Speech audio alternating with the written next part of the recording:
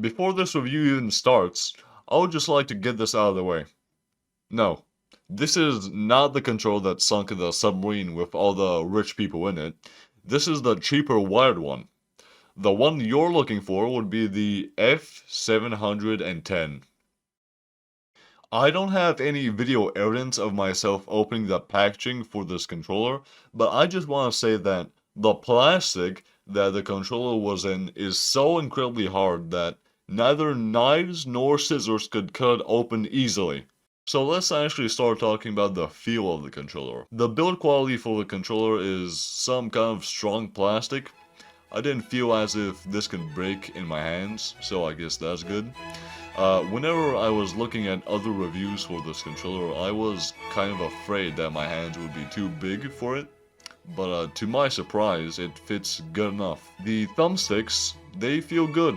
They feel kind of like the PlayStation 3 controller. They don't feel really sticky, not like latex, not like rubber, but they feel sticky enough, for me at least.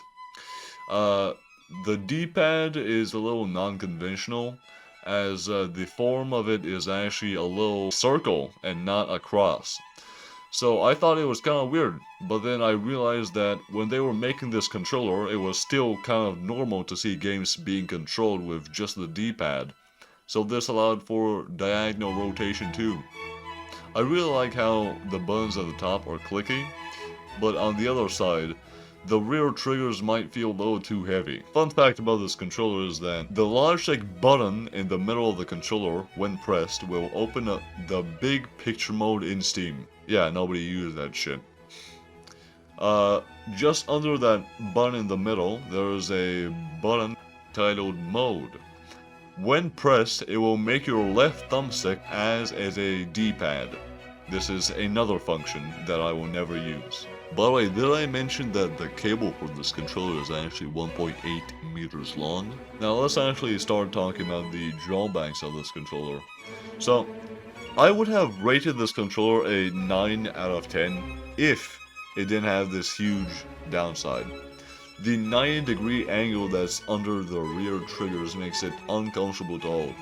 I'll be honest, it's easy to get used to, but for the first time when I grabbed the controller, that kind of turned me off. I also have a problem with the rear triggers. I'm used to the normal controllers, how the actual width of the triggers span to the whole width, not just a small portion in the middle. Oh yeah, the controller is also wired, so if you planned any wireless gaming, well, sucks to suck. So why would you actually want to buy this controller? Well, one of the reasons is that some games simply play better with controllers. They are made to be played with controllers, and because of that reason they lack ease of use on keyboard and mouse, at least most of the times.